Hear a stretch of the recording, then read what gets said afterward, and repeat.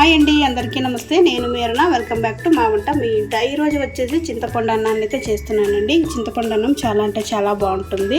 అప్పుడప్పుడు ఇలా చేసుకొని తినటం వల్ల మంచి టేస్ట్ అయితే మనము ఆస్వాదిస్తామండి. చూస్తున్నారు కదా, ఈ చింతపండు అన్నము సూపర్గా ఉంటుంది. ఇప్పుడు మనం దీని వీడియోలకైతే మనం ముందుకు వెళ్ళిపోదాము. చూడండి, పెద్ద నిమ్మకాయ సైజ్ అంతా చింతపండుని అయితే తీసుకున్నాను. దీన్ని కడిగి వేడి నీళ్ళలో నానబెట్టి గుజ్జు తీసుకోవాలన్నమాట. చూడండి, నేను ముందుగానే రెడీ చేసి పెట్టుకున్నాను. నాకు ఒక కప్పు దాకా వచ్చింది చింతపండు గుజ్జు.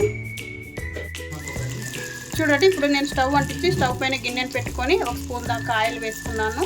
ఆ ఆయిల్లోకి చింతపండు గుజ్జుని అయితే వేసుకున్నాను. అలాగే ఇందులోకి కొద్దిగా పసుపు వేసి చిక్కబడేదాకా దానిని కలుపుతూ మనం ఉడికించుకుందాము.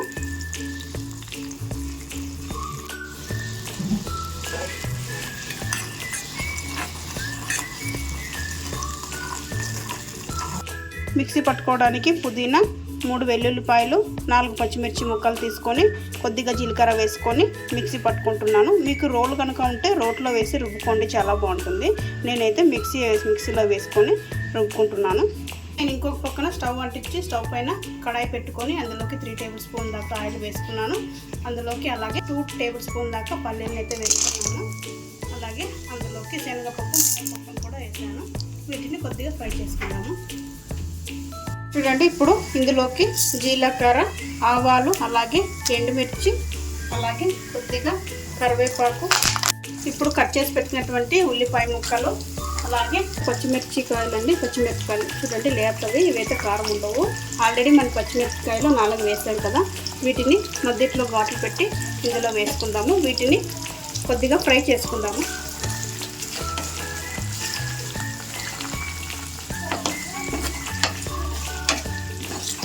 ఇప్పుడు ఇది ఇలా కాస్త ఫ్రై అయింది కదా, ఇందులోకి మనం ముందుగా మిక్సీ వేసి పెట్టుకున్నాం కదా, దీన్ని కూడా ఇందులో వేసేసి అలాగే ఇప్పుడు రుచికి సరిపడా ఉప్పును కూడా వేసి దీనిని ఒక 2-3 మినిట్స్ దాకా ఫ్రై చేసుకుందాము.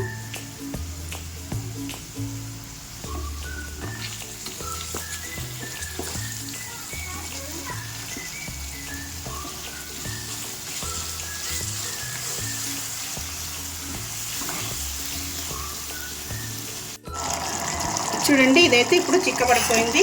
ఇలా ఉంటే చాలండి. దీన్ని స్టవ్ ఆఫ్ చేసి పెట్టుకుందాము.